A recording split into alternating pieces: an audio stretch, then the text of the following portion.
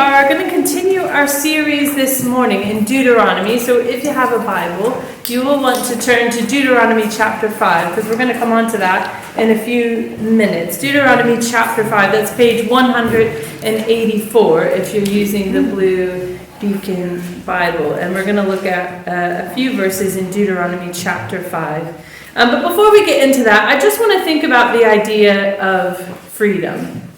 Lots of us have had perhaps moments in our lives, experiences where we feel particularly free. Maybe for the teenagers in the room, it's the last day of school and you walk out and think, I'm free. Maybe for the retired folk in the room, it's after your retirement party and you walk out and you think, I'm free. For the rest of us working slobs, it's 5 o'clock on Friday for about 24 hours, right? I'm free.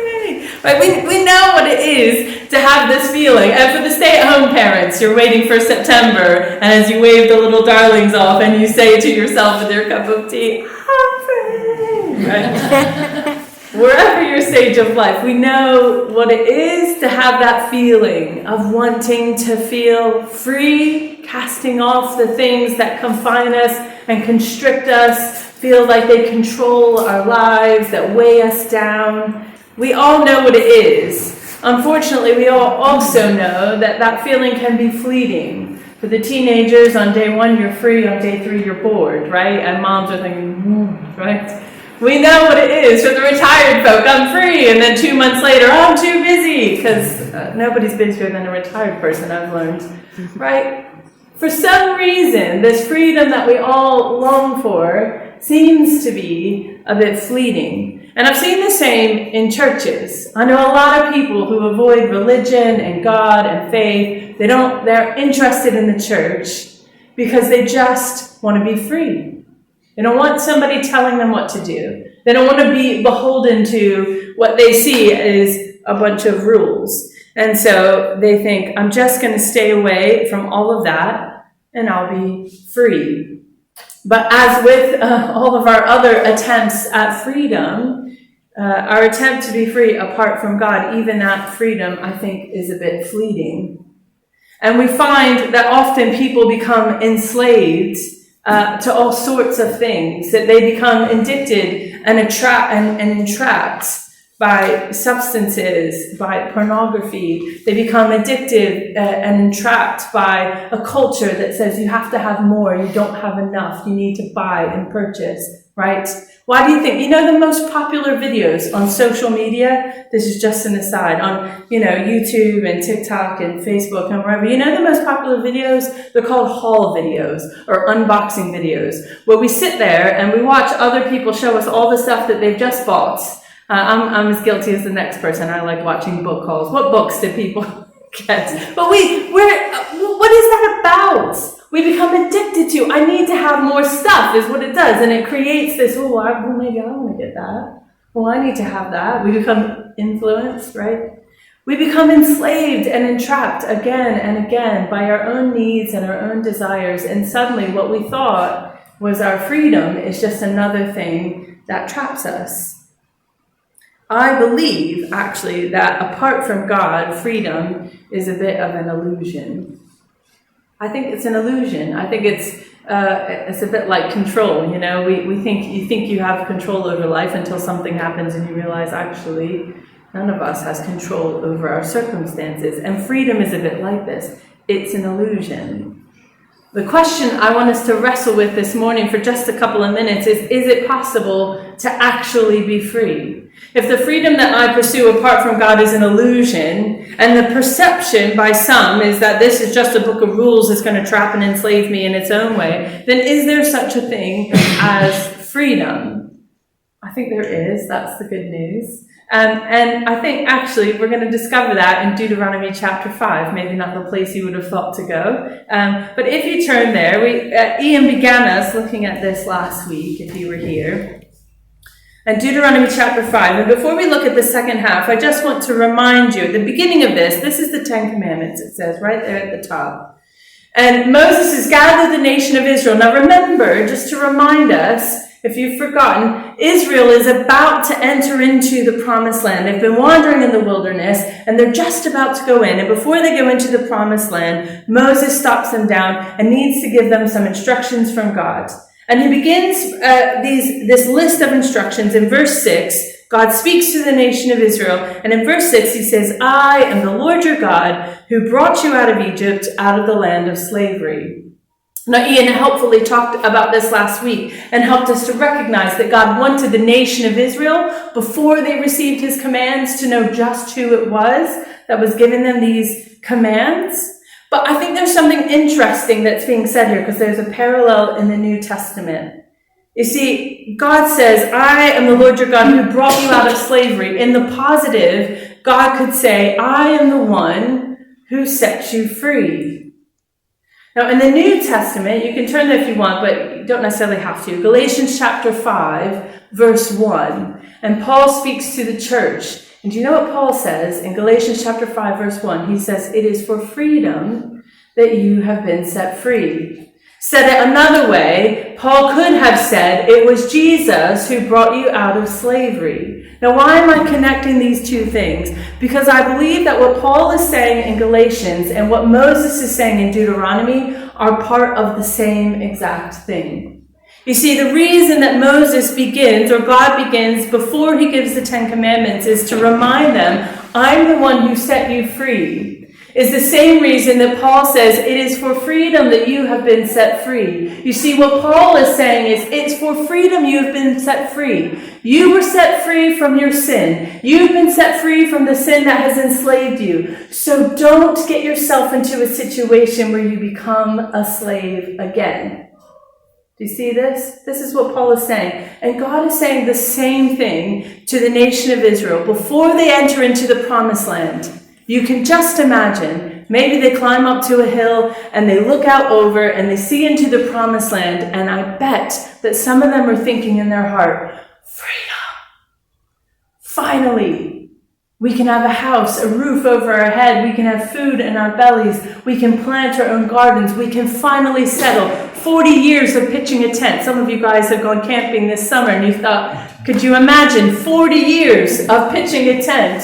40 years of never having an address. The mail's always forwarded. You're never getting your packages. No whole videos there. 40 years of waiting to rest, a place that feels like home. You can imagine the feeling of freedom.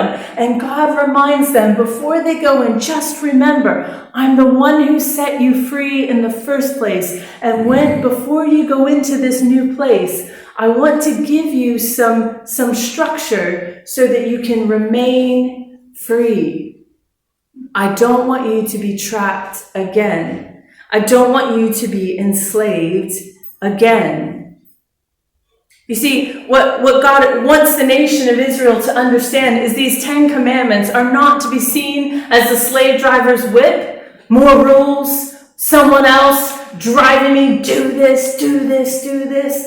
That's often what people see in the Bible. And even, I'm sorry, we're sitting in church saying, oh no, I would never. But God is saying this to a group of people who have faith in him. And Paul gave Galatians to a group of Christians. Even as Christians, we have that little kid, some of us, that say, mom says sit down, says I'm sitting on the outside, but I'm standing on the inside. Some of you are sitting on the outside in church this morning, but in the inside you're saying, please don't give me another list of rules of what I have to do.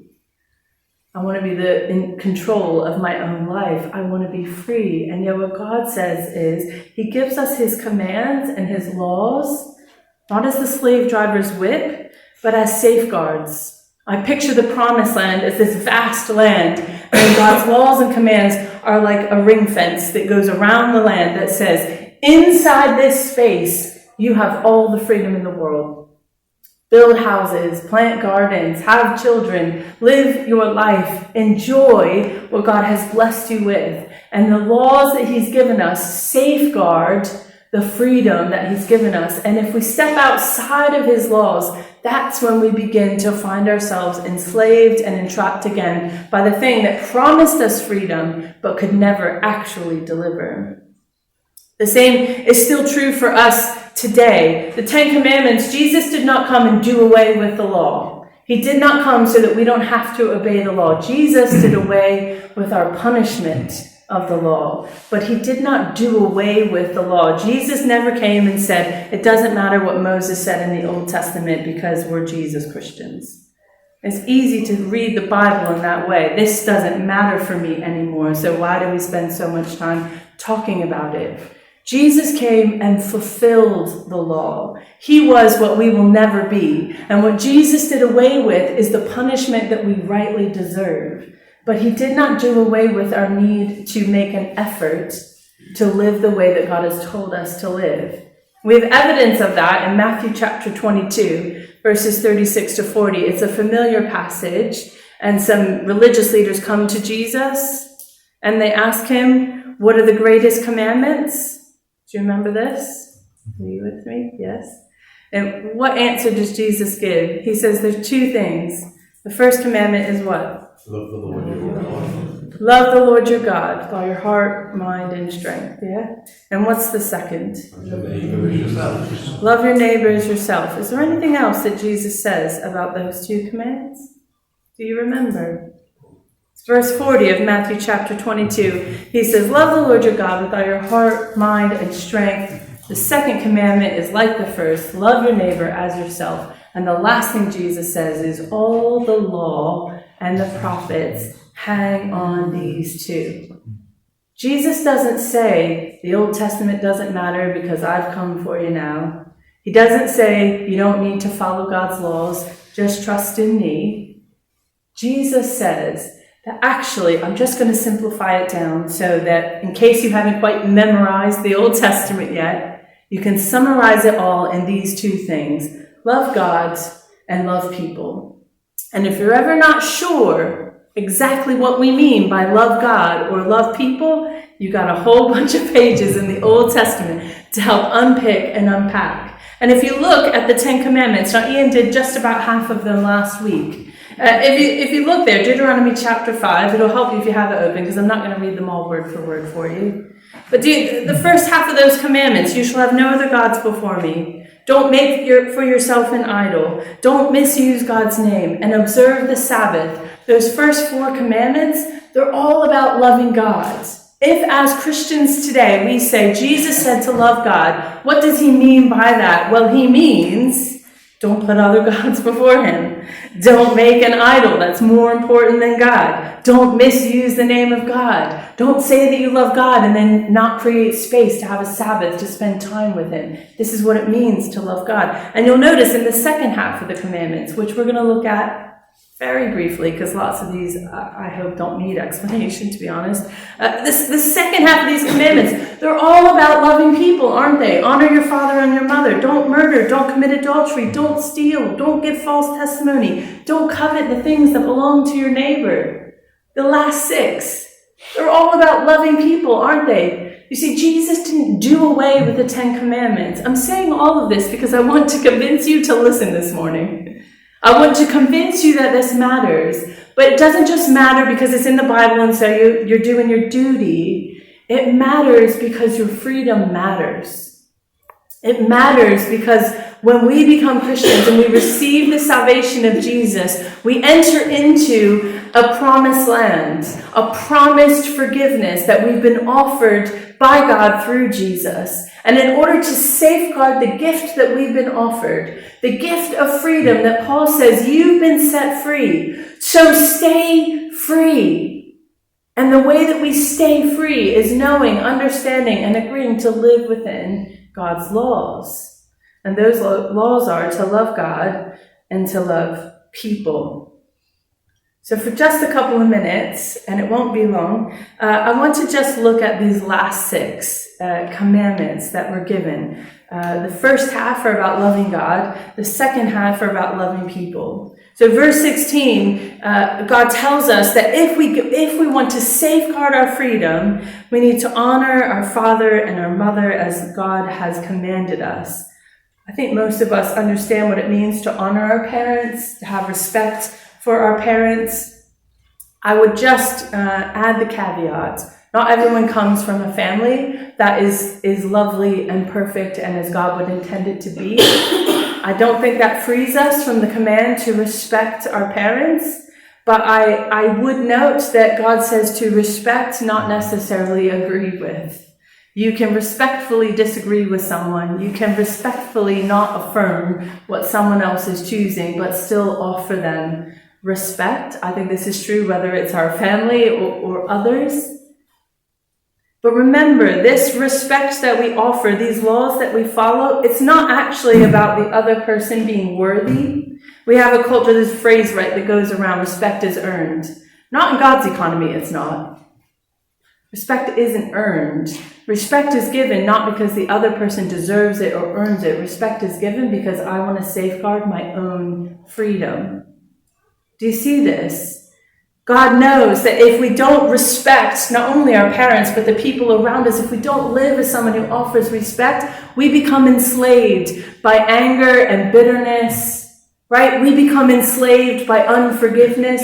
We become enslaved. It's not the other person. They talk about this, when you're angry at someone else and you're bitter with someone else, unforgiveness is like drinking poison, expecting the other person to die. We're the ones who become enslaved. And so God says, I want to protect your freedom. We respect our family. We respect our parents. We respect those given to us in authority, not because they always deserve it, because we're human. And we do not always deserve the respect that we're given. We offer respect because it safeguards our own freedom.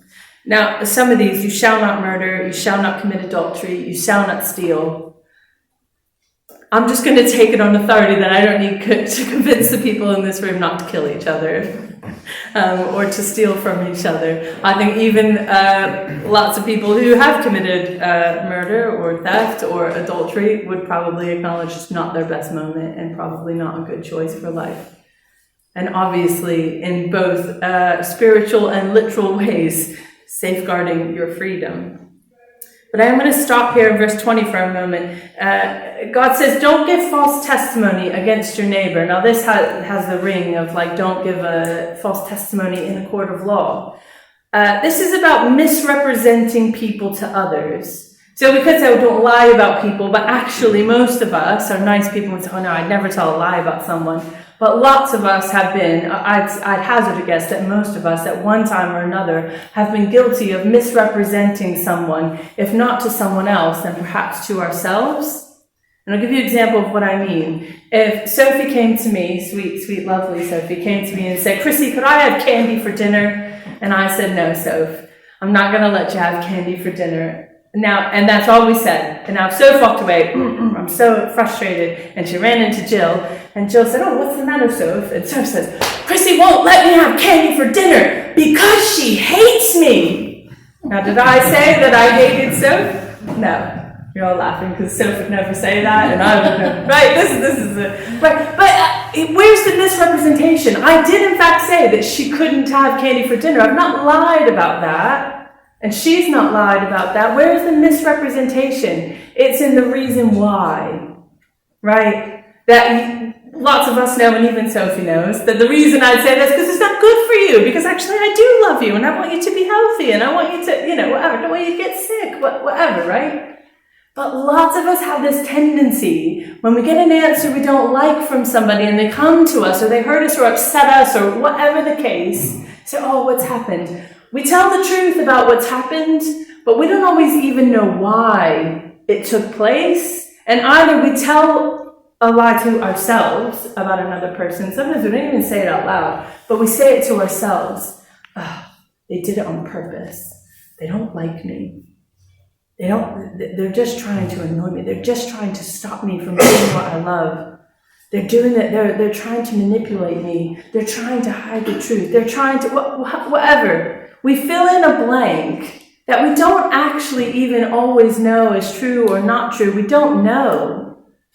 And most often, I would say, we tell it to ourselves. And we end up having these breakdowns in relationship. And then, and we all, like lots of you are shaking your heads because we have a tendency, we've not even said it out loud to anyone, but occasionally we do. We get someone sees it and they're well-meaning, what's wrong? And we've not lied about what's happened. Well, the pastor said, or my husband said, or my friend said, or whatever, And what they've said is true, but the reason why is where the misrepresentation comes.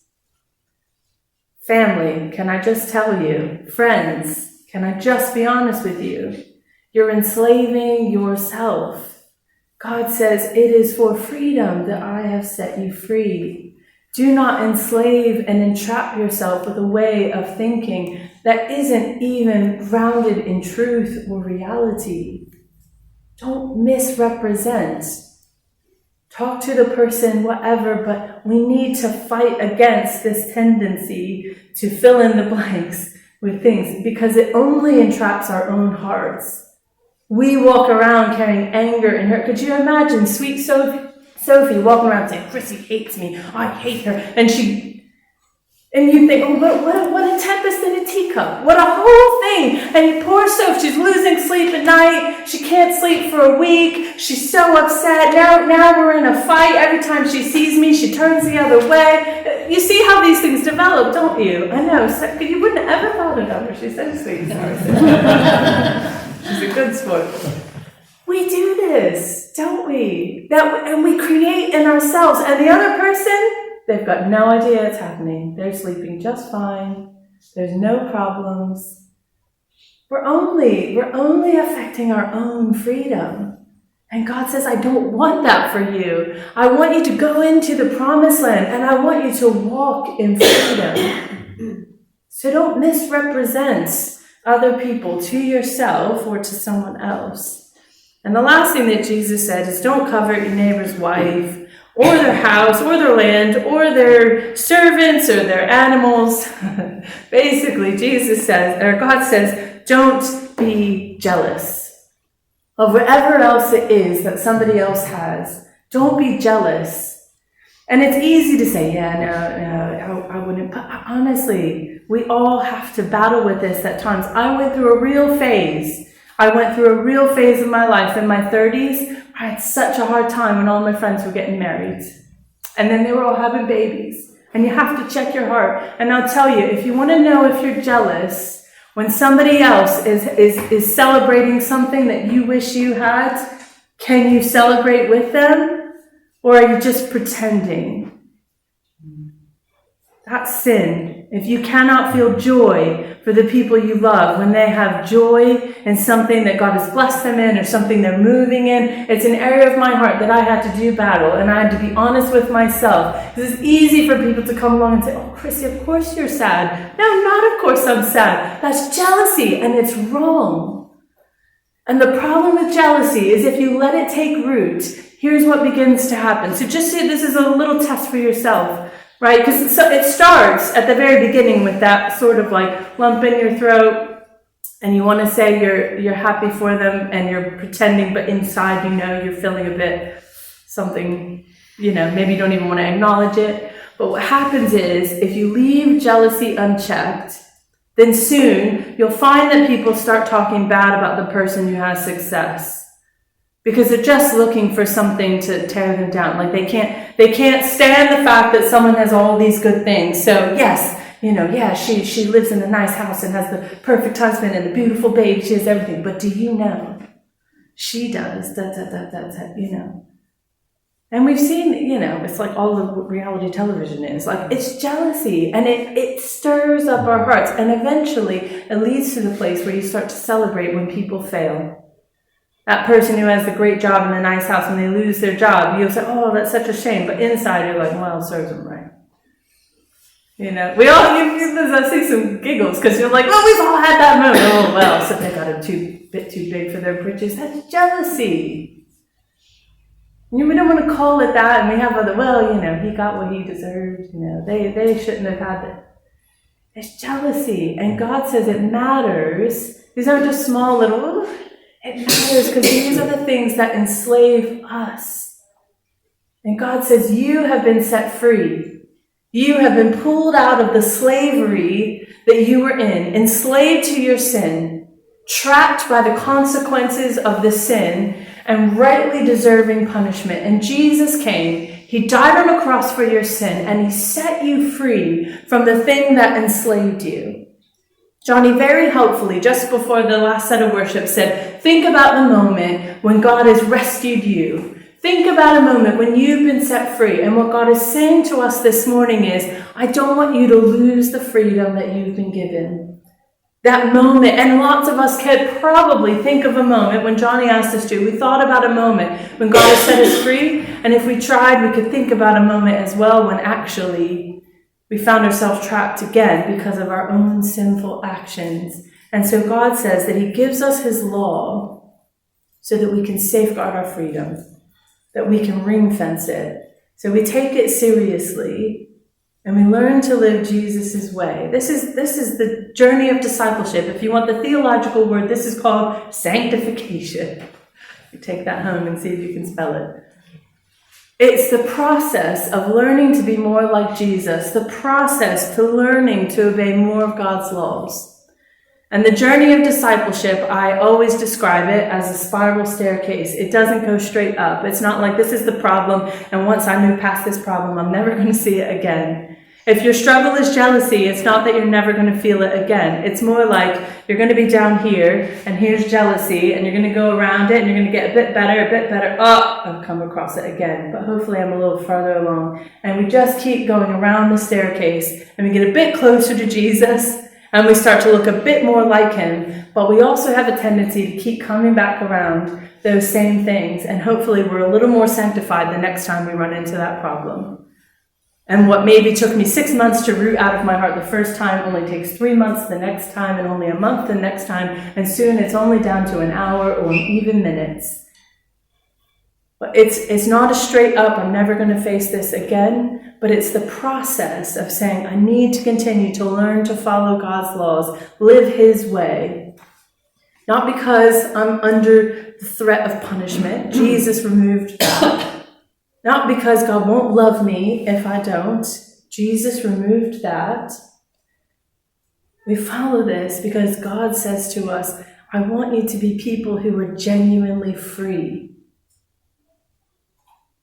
He doesn't want us to be those prisoners who go out and 2 weeks later commit another crime and we're right back where we left off. Right back in prison again, trapped again. So he gives us these safeguards and says, make an effort, live within the safeguards. The only true freedom that we have available to us comes from God. So the question I have for you this morning as we close, and Bob, if you'll come back up and close us with worship. The only question I have for you this morning is, do you actually want to be free? Do you want to be free? Or is it more important to you to say, I'm going to make all my own decisions, even if it gets me into trouble? Or do we want to be free and to intentionally live within the laws that God has given us with the intent of safeguarding our hearts, safeguarding the freedom that God has given us? I'm going to pray for us, and then we'll close with worship. Heavenly Father, I just thank you that you did send Jesus to die on a cross, that he may not have abolished the law, but he did wipe out our punishment and our consequences for our sinful behavior. God, I thank you that you loved us enough not only to send Jesus, but actually you loved us enough to want to safeguard the freedom that you gave us. And because you are a good and gracious Father, you continue to give us chance after chance after chance. You put us back on the path time and time again.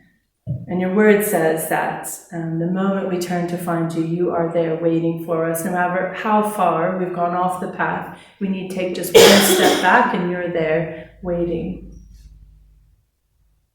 And so God, I just pray this morning that as you speak to our hearts, as you stir up these things that feel like small things in some senses, small little attitudes of our hearts, and yet if we let them grow or take root, God, they enslave us again. And God, I pray that you'd set us free from those things, that you'd help us to be honest with ourselves about where something is not just an okay thing, but actually it's sin that needs to be rooted out, pulled out of our lives. God, help us to be honest, to pursue freedom with a ferocity and a commitment that allows us to serve you and know you fully. I pray that you just speak to our hearts this morning. Set us free, Jesus. We ask that in your precious name.